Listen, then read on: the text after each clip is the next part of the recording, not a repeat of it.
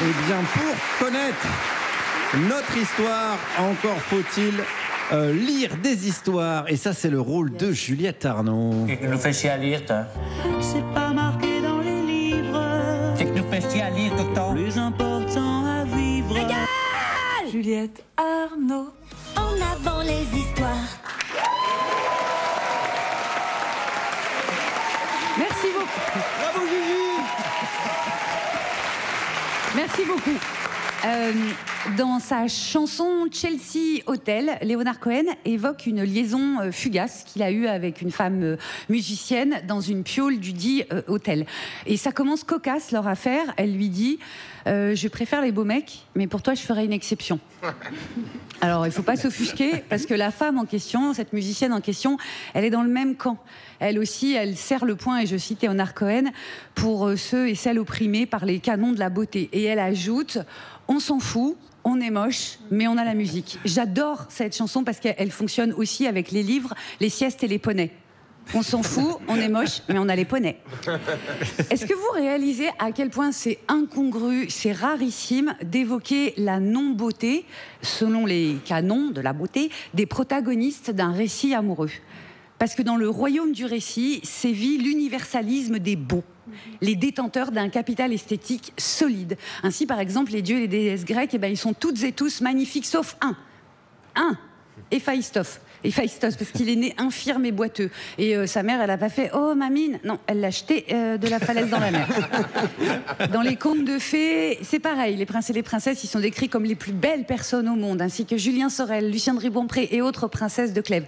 Et puis Hollywood arrive, et alors là, vraiment, c'est le pompon. Il caste des filles vraiment très jolies. La fille, elle est censée être moche, il suffit qu'elle se lisse les cheveux, qu'elle enlève ses lunettes et son appareil dentaire, elle se maquille, et... pouf pouf, il n'y a plus de laideur. La société de consommation a les moyens de vous rendre jolie parce que vous le valez bien. Bref, les moyennement flattés esthétiquement parlant, voire les amputés de beauté, ou tous ceux et toutes celles qui se sentent de la sorte sont littéralement invisibilisés. La laideur ne semble même avoir de valeur fictionnelle que lorsqu'elle est particulièrement spectaculaire. Gollum, transformé par l'anneau en créature archi-flippante physiquement, alors qu'au départ, c'est un hobbit.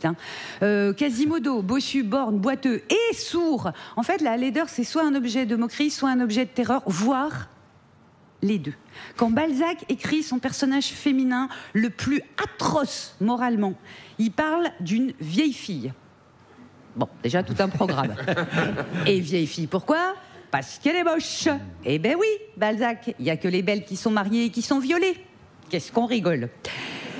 Donc il l'appelle la cousine bête, et pour qu'on soit bien sûr qu'elle est vraiment très très moche, elle est la cousine d'Adeline, surnommée la belle Adeline. Et toute l'histoire du roman, c'est comment la cousine bête passera de revêche à littéralement abominable, semant par esprit de vengeance la désolation et la mort dans sa famille, façon Attila. Alors là, on pourrait se dire, oui, mais quand même, Juju, il y a Cyrano de Bergerac, c'est le vengeur des moches.